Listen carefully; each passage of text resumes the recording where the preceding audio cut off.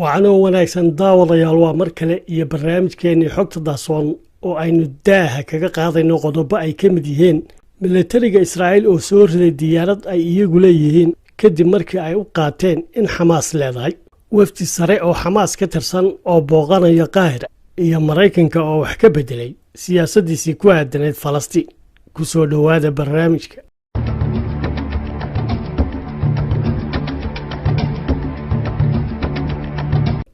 wargeyska Haaretz ee ka soo baxa Israa'iil ayaa shaaca ka qaaday naxdin ka dhacday Tel Aviv kadib markii gaashaankooda difaacu uu soo riday diyaarad ay Israa'iil leedahay. wargeyska reer Israa'iil waxa uu baahiyay shalay Salaasadii May 2021 in ciidamada Israa'iil ee mas'uulka ka ahaa nidaamka gaashaanka difaacu ay soo rideen diyaarad daroon ah oo ay leeyihiin ciidankooda intii lagu jiray dagaalkii ugu dambeeyay ee ka dhanka ahaa marinka Gaza kadib markii ay si khaldan u moodeen inay tahay diyaarad ay leedahay kooxaha wax iska caabinta Falastiin. arrinta oo ka xanaajisay siina horusay walaac weyn oo markii horeba ka dhex jiray saraakiisha ciidanka Israa'iil. dhacdadan aan caadiga ahayn waxay ku sababtay ruuxitaan naxdin leh gudaha ciidanka cirka Israa'iil oo iyagu ku shaqeeya nidaamka difaaca birta. diyaaradan aan duuliyaha lahayn ee la soo riday ayaa ahayd nooca loo yaqaano Skylark oo ay adeegsadaan qaybta Skyriderka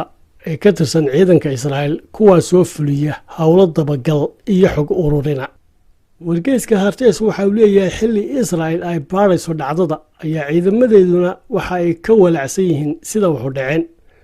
sababtoo ah dhammaan qorshayaashii dagaal ee ay diyaarinayeen ciidanka Israa'iil sanadihii la soo dhaafay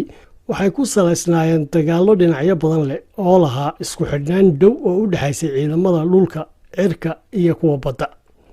soo degitaanka ay diyaaradihii shisheeye ee xilligii dagaalka istaagay ay bilaabeen inay yimaadaan oo ku soo degaan Israa'iil garoomadeeda ayaa waxay shaki gelinaysaa buu leeyahay wargeysku in diyaaradaha militarigu ay yihiin kuwa kaliya ee khatar ku jira. afhayeenka ciidanka Israa'iil ayaa waxa uu sheegay in gaashaanka difaaca Israa'iil soo riday diyaarad militariga Israa'iil lahaayeen oo nooceedu ahaa Skylark oo aan cidi wadin. hadalkaana waxa uu afhayeenku ka sheegay munaasabad lagaga hadlayay dagaalkii Gaza iyo sida haatan ka bacdi loo difaaci karo caasimadda Tel Aviv isagoo intaa ku daray in dhacdadaasi hadda baaritaan lagu wado. soo riditaanka diyaaradaasi Israa'iil leedahay ay ciidankeedu soo rideenna waxa uu inoo muujinayaa heerka ay gaadhsiisneyd cabsida ay ciidamada Israa'iil ka qabeen weerarada kooxaha Falastiiniyiinta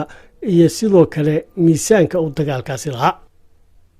waxaa xusid mudan in heshiiskii xabad joojinta ee u dhexeeyay Israa'iil iyo kooxaha Falastiiniyiinta ee marinka Gaza ee dhaqan galay waa berigii Jimcihii la soo dhaafay kadib markii uu dagaalku socday muddo 11 maalmood ay tirada dhibanayaasha Falastiiniyiinta ee waxyeelooyinku gaareen ay ahayd 232 qof oo dhimasho oo ay ku jireen 65 carruur iyo 39 haween sidoo kalena 1900 oo qof ay dhaawacmeen sida ay sheegtay wasaaradda caafimaadka Falastiin qaybteeda marinka Gaza. laga soo bilaabo 13 Abriil xaaladda dhulka Falastiiniyiinta ayaa qaraxday taasoo ka dhalatay weeraradii arxandarrada ee ay geysteen booliska Israa'iil iyo dadka Yuhuudda ah ee la dejiyay magaalada Qudus gaar ahaan falalkii ay ka sameeyeen masjidka Al-Aqsa iyo hareerihiisa iyo weliba xaafadda Sheekh Jarraax oo ay damceen inay go'aan maxkamadeed kaga raraan dad Falastiiniyiin guryahoodii.